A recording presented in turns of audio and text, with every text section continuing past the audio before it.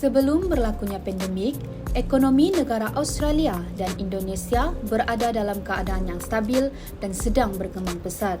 Australia memiliki salah satu ekonomi yang paling inovatif dan terbesar pada tangga ke-13 di dunia dan tangga ke-10 dalam ekonomi industri kerana perkembangannya yang konsisten sejak tahun 1990. Negara ini adalah negara ke-6 terbesar di seluruh dunia dan mempunyai bilangan populasi lebih 20 juta penduduk pada Disember 2023. Indonesia merupakan sebuah negara kepulauan yang paling besar di dunia. Pada tahun 2023, Indonesia telah mencatatkan populasi lebih 270 juta. Negara ini mempunyai lokasi geografi yang unik dan strategik.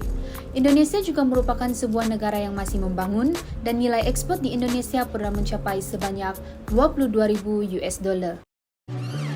Namun, ketika pandemik melanda kedua-dua buah negara sejak tahun 2020, ekonomi dan pembangunan negara tergendala seketika menyebabkan tercetusnya banyak kesan negatif yang mempengaruhi pelaburan negara. COVID-19 dan politik merupakan faktor yang mempengaruhi kestabilan mata wang. Contohnya, aktiviti pelancongan dan pergerakan bebas dihentikan serta-merta bagi mengurangkan penularan wabak, memberikan tekanan kepada kegiatan ekonomi dalam aspek penggunaan dan pengeluaran, turun naik harga pasaran dan peristiwa politik yang sukar dijangka. Dalam aspek polisi kerajaan, undang-undang negara yang tidak tetap juga memberikan impak terhadap kawalan kestabilan mata wang negara.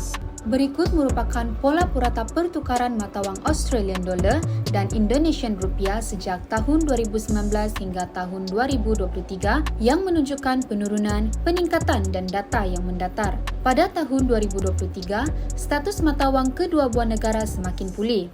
Antara cabaran dalam menjalankan pelaburan pada kedua-dua negara ini adalah penurunan pertumbuhan ekonomi, kemelesetan ekonomi, operasi perniagaan terjejas dan peningkatan kadar pengangguran.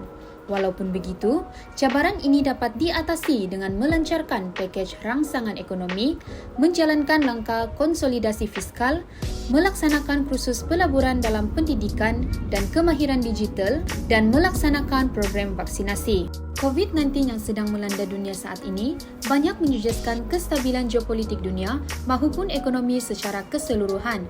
Menurut World Trade Organization, ekonomi dunia akan jatuh di antara 13 hingga 32% tahun ini, malah lebih buruk daripada krisis kewangan dunia pada tahun 2009 yang hanya mencatatkan penurunan sebanyak 12%. Namun begitu, walaupun negara Australia dan Indonesia menghadapi pelbagai cabaran, kedua-dua buah negara bijak dalam menjalankan pelbagai inisiatif untuk mengatasinya.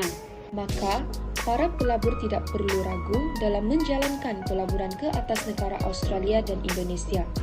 Sekian, terima kasih.